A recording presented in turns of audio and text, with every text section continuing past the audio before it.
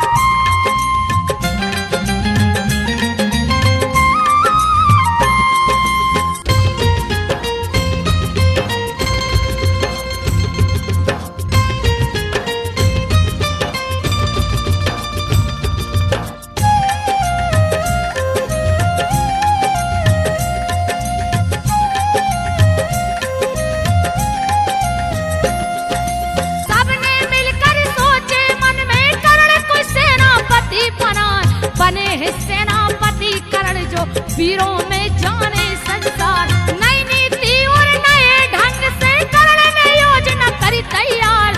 कुरुक्षेत्र में दोनों दल का मचा युद्ध हुई मारा मार, कुरुक्षेत्र में दोनों दल का मचा युद्ध हुई मारा मार।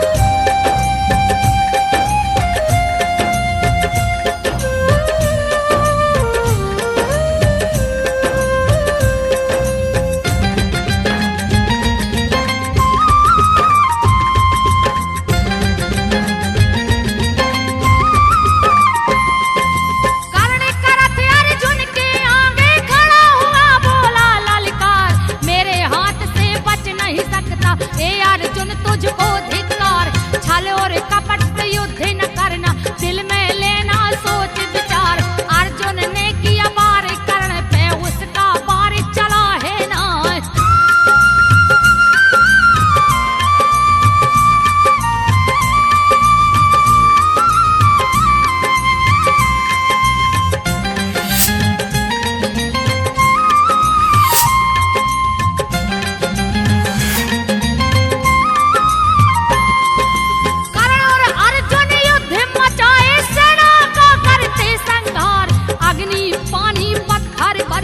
चलते आंधी और तूफान, लड़ते लड़ते राजा ध्रुपद भी अर्जुन पर करते हैं वार। एक बाण में मार गिराए राजा ध्रुपद को दीने मार, एक बाण में मार गिराए राजा ध्रुपद को दीने मार।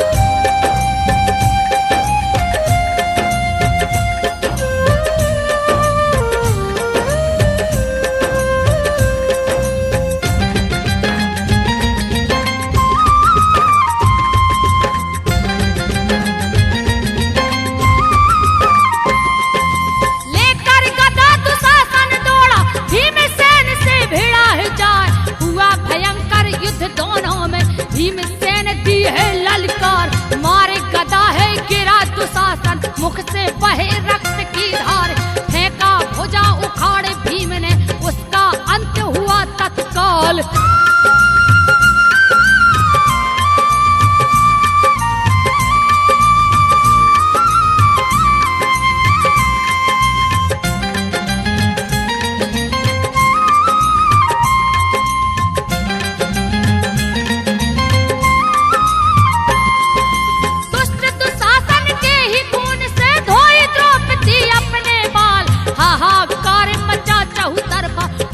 सोच सोच रह जाए, छाया गुस्सा कर्ण को भारी, अपने रथ को दिया बढ़ाए।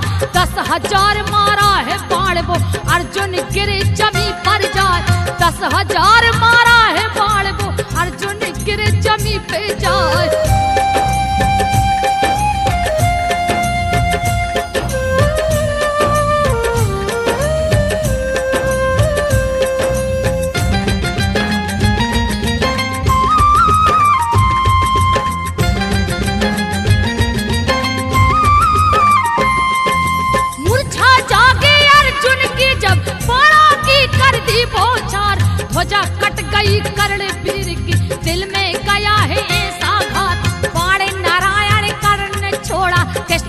कभी दिल में घबराए, रथ को जमी पे घुसा दिया है, अर्जुन की ली जान बचाए।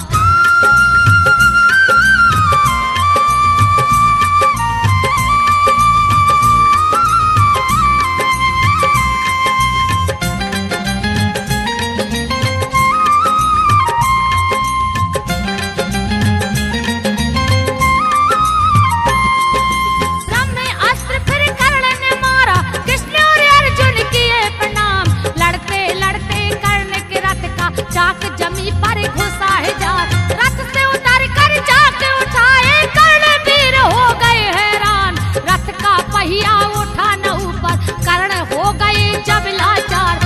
रथ का पहिया उठा न ऊपर, कर्ण हो गए जब लाचार।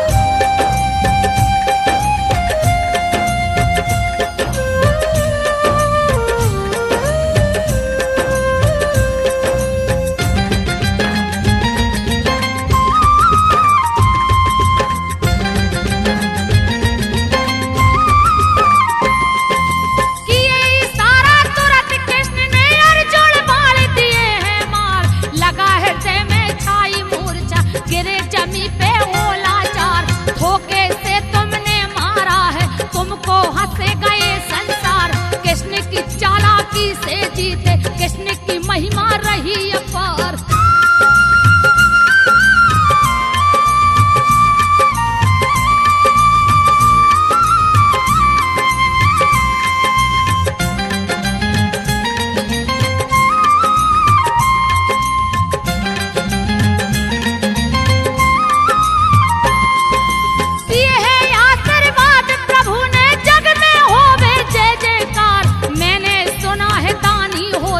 आज हमें भी दे दो दान, सोना दान करो तुम हमको, दानी में दानी हो महान। हाथ में पत्थर लिया कर्ण ने, दांत तोड़ के दिए हैं दान। हाथ में पत्थर लिया कर्ण ने, दांत तोड़ के दिए हैं दान।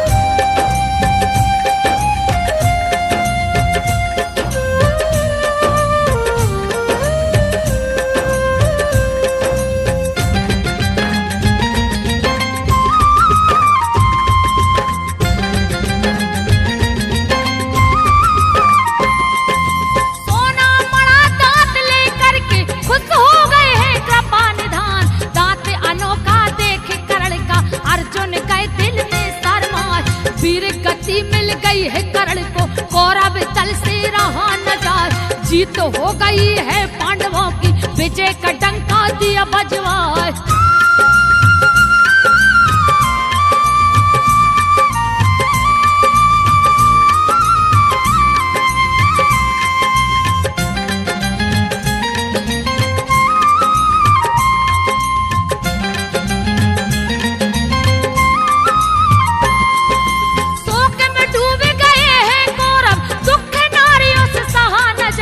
सत्य की जीत सदा होती है, रही नारियां धीर बधाए। हुआ सवेरा जब दिन निकला, लगा कौरवों का दरबार। सेनापति बनाए किसको, अपने मन में किए विचार। सेनापति बनाए किसको, अपने मन में किए विचार।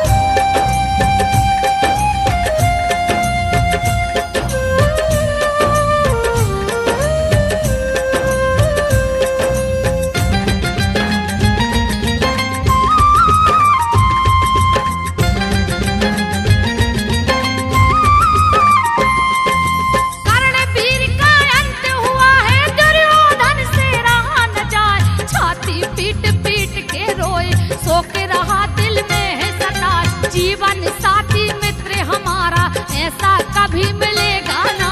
देख निराशा दुर्योधन की, कृत बर्मा रहे धीर बधाए।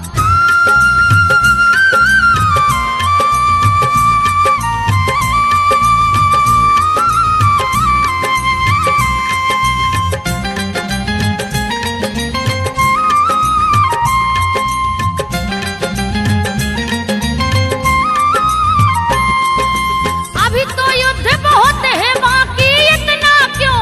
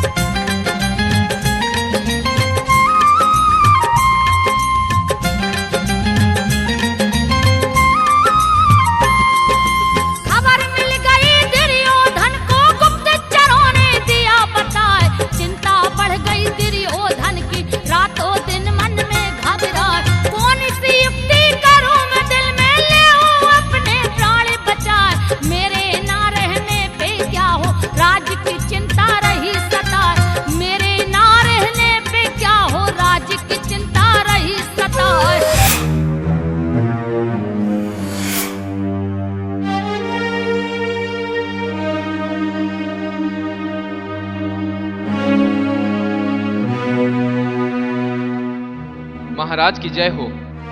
कहो, क्या समाचार है? महाराज, गुप्तचरों से यह सूचना है कि पांडवों ने आपके वध करने का षड्यंत्र रचा है।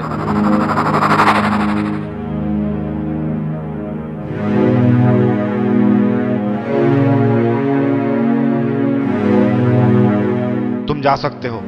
जो आज्ञा महाराज। घबराओ मत, सब ठीक हो जाएगा। पांडवों के इस षड्यंत्र को कभी सफल नहीं होने देंगे भाई, कभी सफल नहीं होने दूंगा।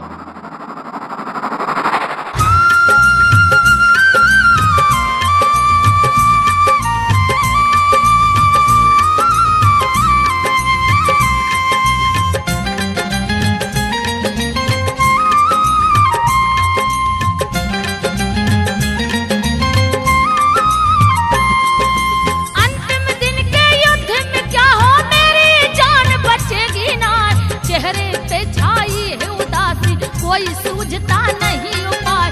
दुर्योधन की पत्नी देखी भानुमति कहती समझाए, पिताश्री से पूछो जाके युक्ति देंगे तुम्हें बताए।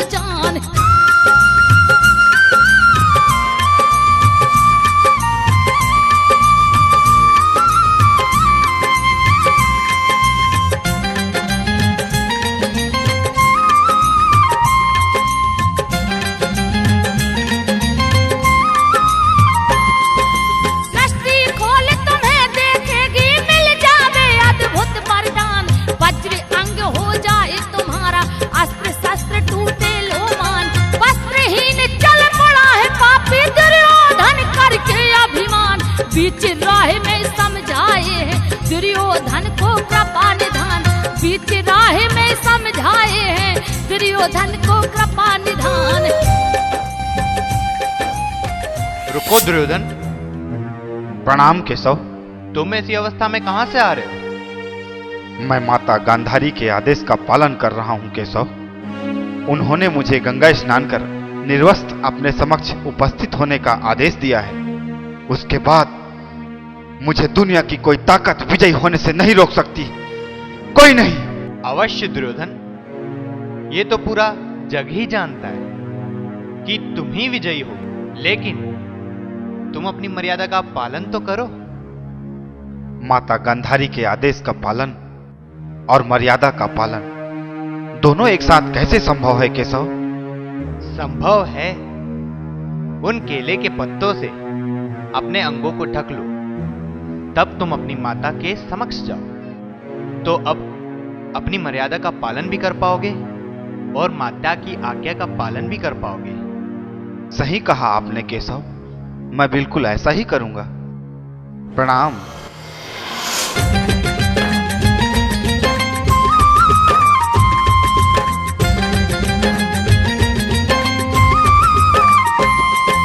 लोक लाज क्यों दिल से खोया, माता सिर पे करो लिहाज। माँ के सामने बिना वस्त्र के जाने काई के साराज। कर जाना है बिना वस्त्र के, कुछ तो रखना चाहिए लाज। गुप्त अंग को छिपा के जाओ, पत्ता फूल लपेटो आज।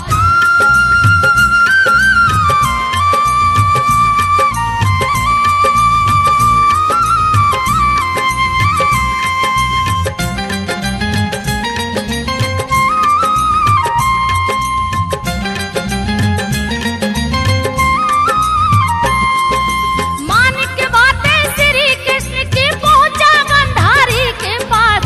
गंधारी ने पट्टी खोली, दोनों आंख की भाई निराश। कृष्ण की बातों में आकर के अब क्यों तू हो रहा उदास। जितने अंग ढके पत्ते से वज्र न होवे है आभास। जितने अंग ढके पत्ते से वज्र न होवे है आभास।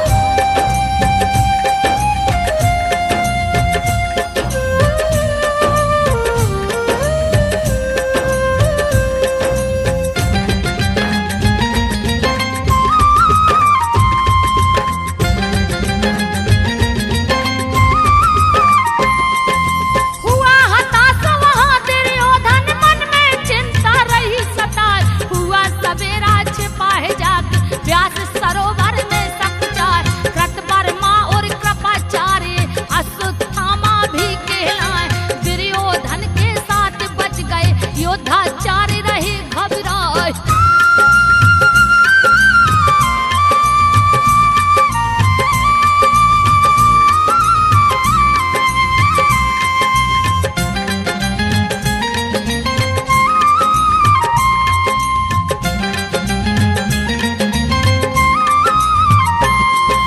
फूड़ निकाले दुर्योधन को, भीमसेन लिए गदा उठाए।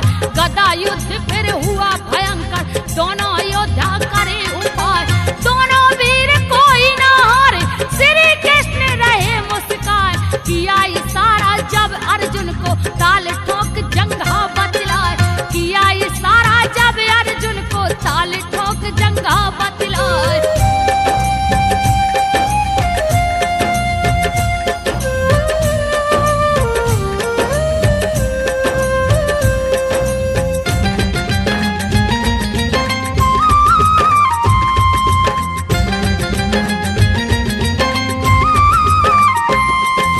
जंघा पे की मार गदा की हड्डी टूटी रहा न जाए। हो गया घायल रणभूमि में, फिर भी उसकी हेठ न जाए। चीता सियार काटते कुत्ते रहा लेट के गदा घुमाए। कृतवर्मा और कृपाचार्य भी व्यास सरोवर पहुंचे जाए।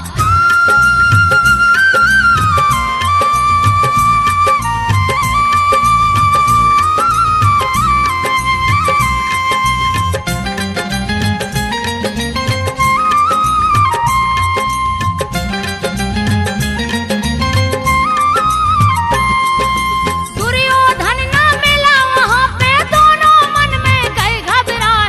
लगे ढूंढने दुर्योधन को, रणभूमि में पहुंचे जाए।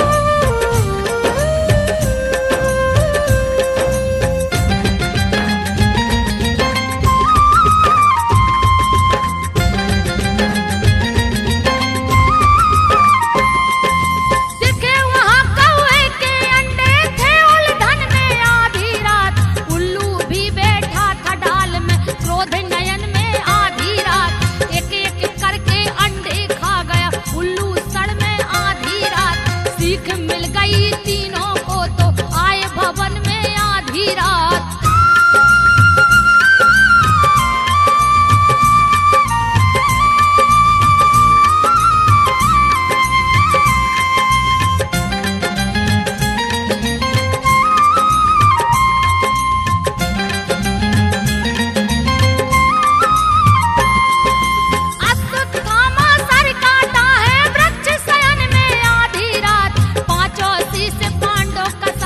मिला हाथ में आधी रात, कृतवर्मा और कृपाचार्य के चला साथ में आधी रात। तीनों मन में खुशी हो रहे, लिया हूँ बदला आधी रात। तीनों मन में खुशी हो रहे, लिया हूँ बदला आधी रात।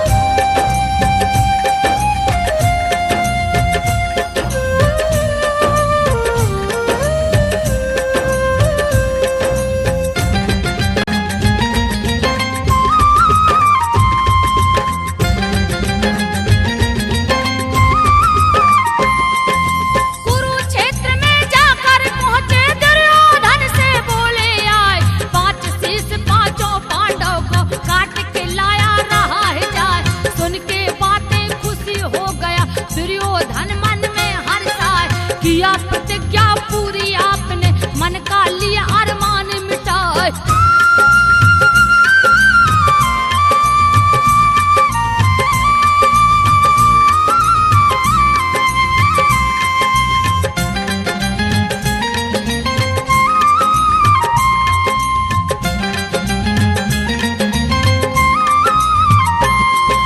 देखो शीश दुश्मन का अपने थाल का पर्दा देओ हटाए।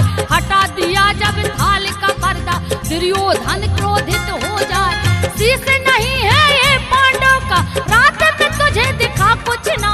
पांडव के पांचों पुत्रों का शीश काट के धारे हुलाए।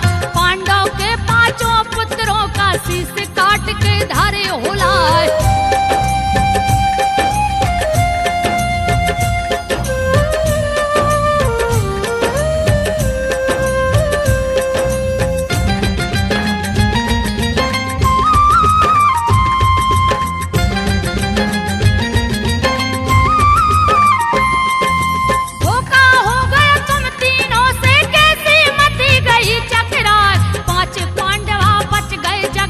तुम तीनों को छोड़ू ना, बहुत ही पछताया दुर्योधन अंत समय जब पहुंचाया। छाती पीट पीट कर रोए, अश्वत्थामा रहे चिल्लाए।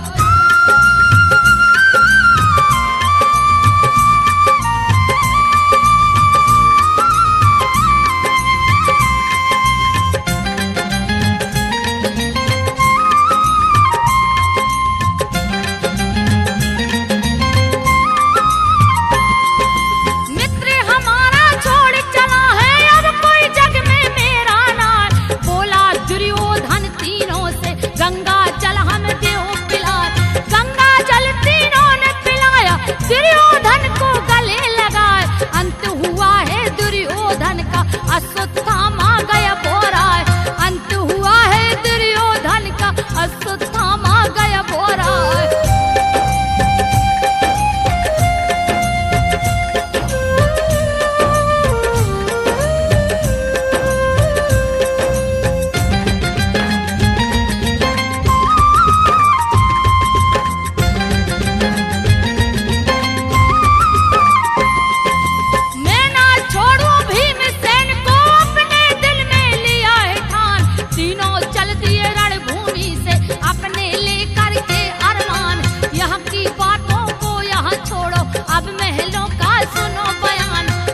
सवेरा जब दिन निकला, मचा महल में हाहाकार।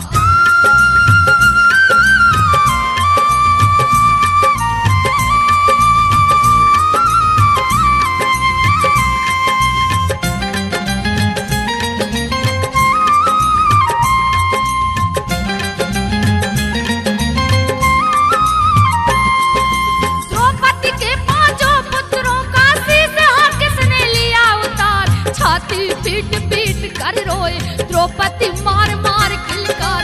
शोक छा गया है महलों में, भीमसेन ने किया विचार। मैं ना छोड़ूं उस दुश्मन दुश्मन को जिसने किया पुत्र पे वार। मैं ना छोड़ू उस दुश्मन को जिसने किया पुत्र परिवार। धर्मराज, धर्मराज,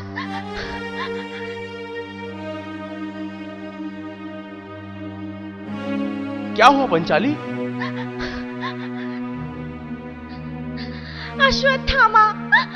अश्वत्थामा ने मेरे 5 पुत्र का वध कर दिया माते।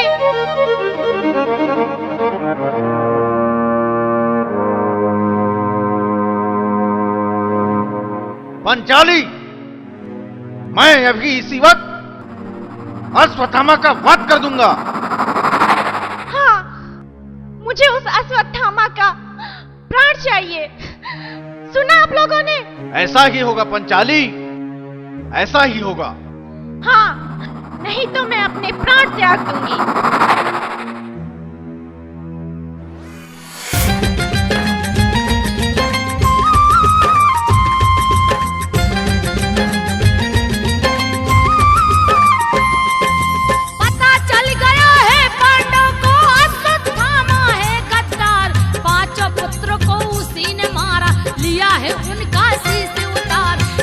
द्रौपदी भीमसेन से मेरी बात लीजिए मान। अश्वत्थामा बच ना पाए, नहीं तो दूंगी जान गंवाए।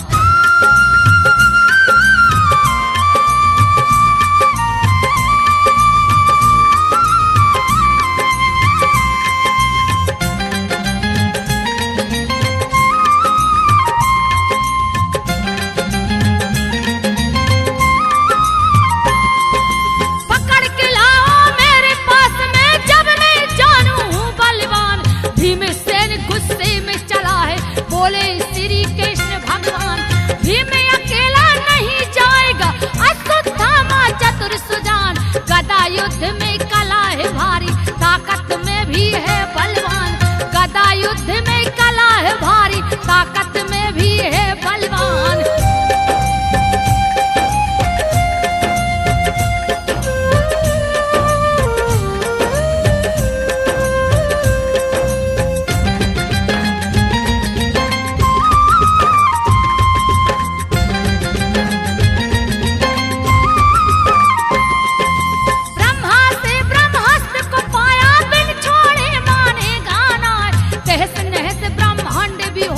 भीमसेन को मारा जाए, हम सब चले भीम के संग, चिंता किसी बात की ना।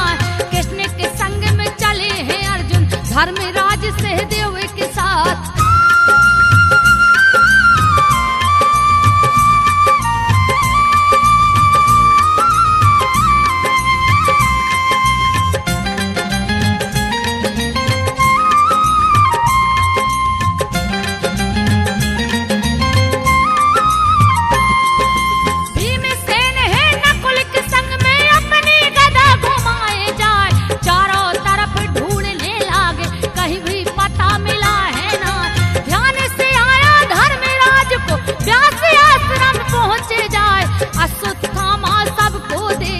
भीमसेन से बोल आया, अश्वत्थामा सबको देखा, भीमसेन से बोल आया।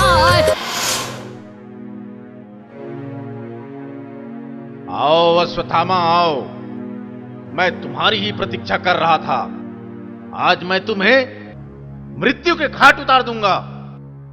तू मुझे क्या मारेगा भीम? मृत्यु तो आज तेरी होगी, तेरी मेरे हाथों।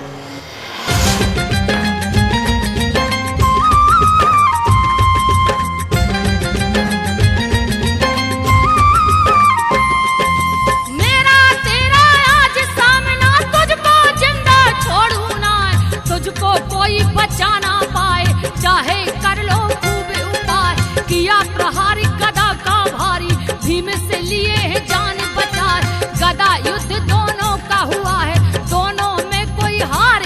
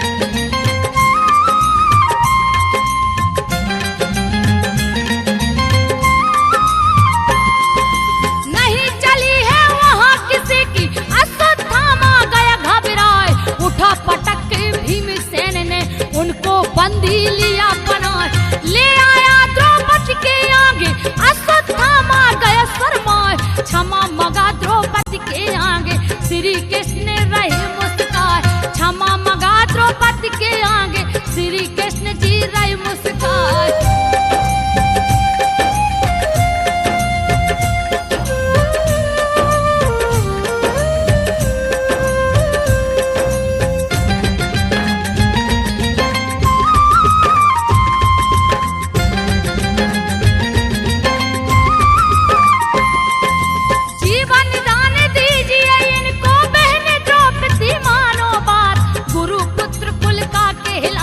ब्रह्म हत्या लग ना जाए, मस्तक में जो मणि है इनके, इसे निकाल करो आजाद। भीमसेन ने मणि निकाली, अश्वत्थामा हुआ बर्बाद।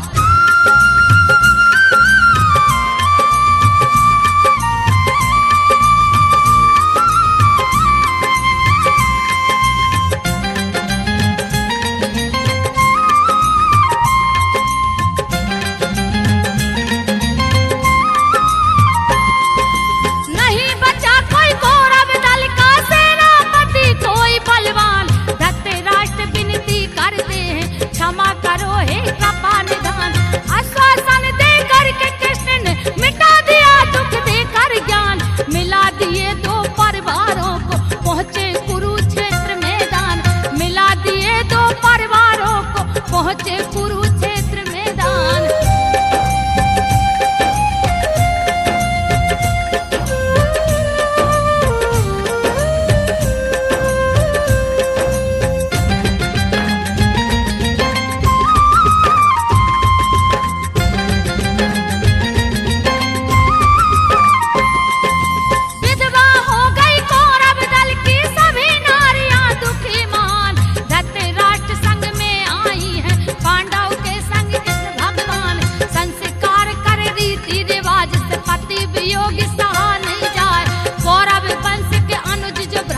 प्रभु रहे हैं धीर बधाए।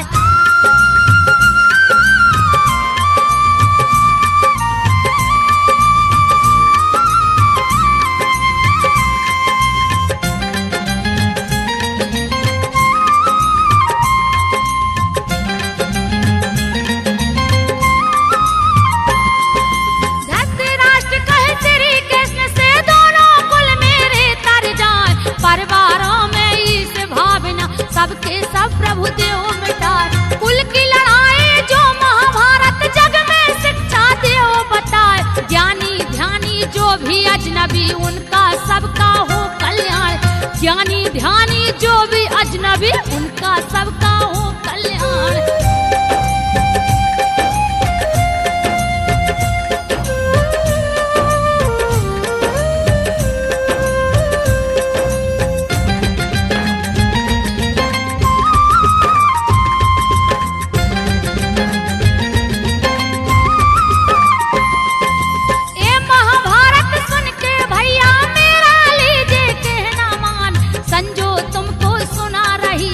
कभी लड़ाई करना ना, सुंदरानी के सेट से जाके अभी सीढ़ी लाओ जाए।